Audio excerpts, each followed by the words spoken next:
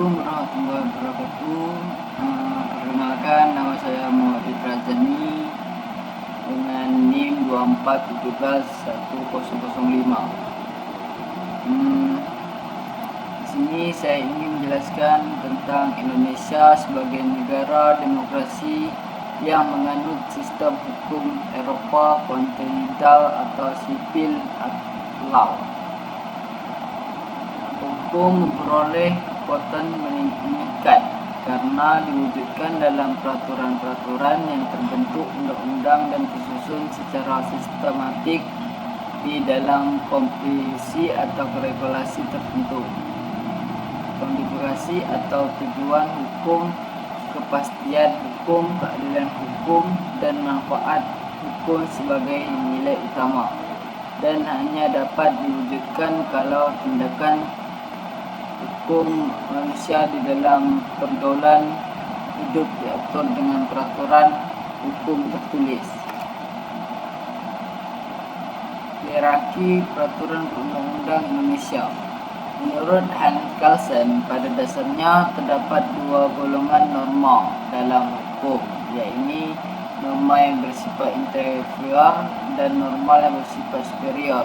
Terkait kedua norma tersebut, validasi dari norma yang lebih rendah dapat diuji terhadap norma yang secara hierarkis berada di atasnya.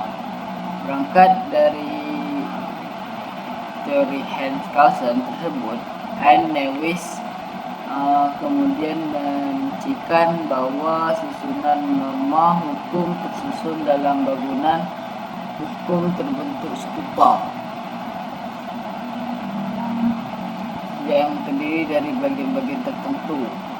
Adapun hierarki bagian tersebut adalah transformation atau norma dasar, standardization norma yang sifatnya dasar dan luas, dapat tersebar dalam beberapa peraturan.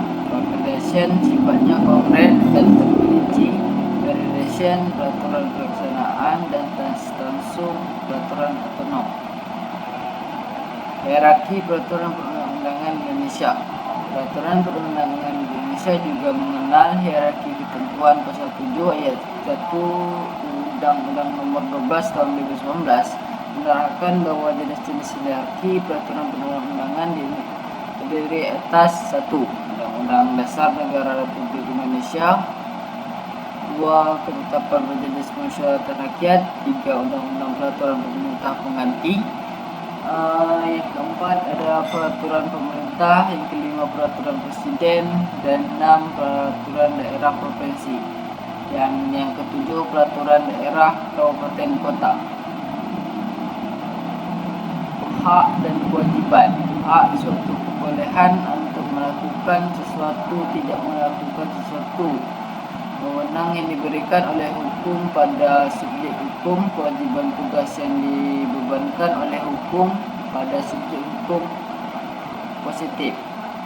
Negara hukum positif. Hukum positif itu negara Indonesia antara yang merupakan Louis Constitution, hukum yang berlaku saat ini. Tata hukum, adanya susunan yang terletak di atas struktur hukum.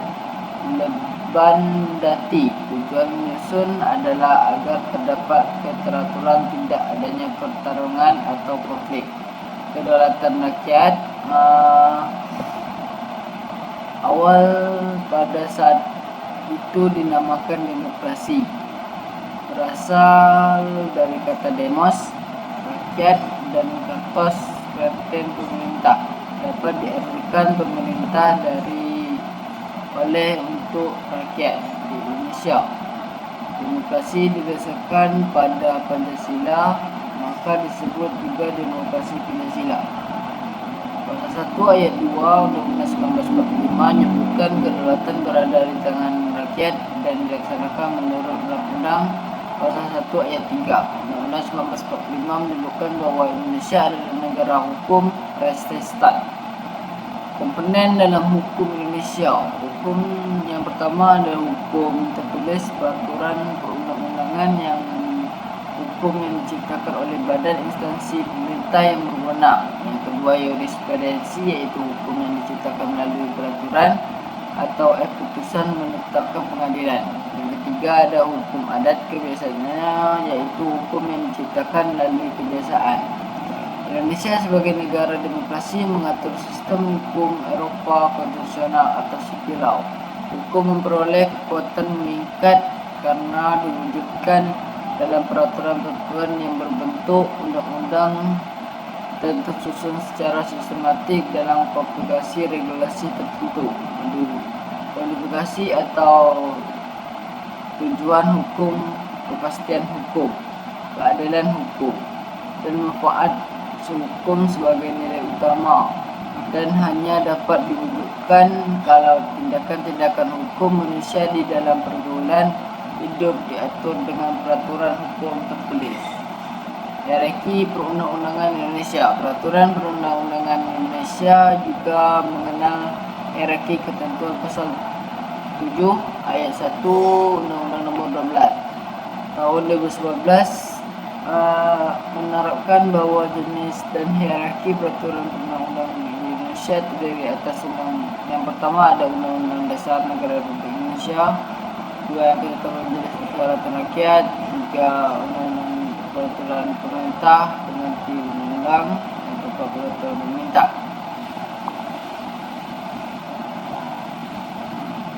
Mungkin segitu saja yang dapat saya sampaikan tentang materi yang saya jelaskan.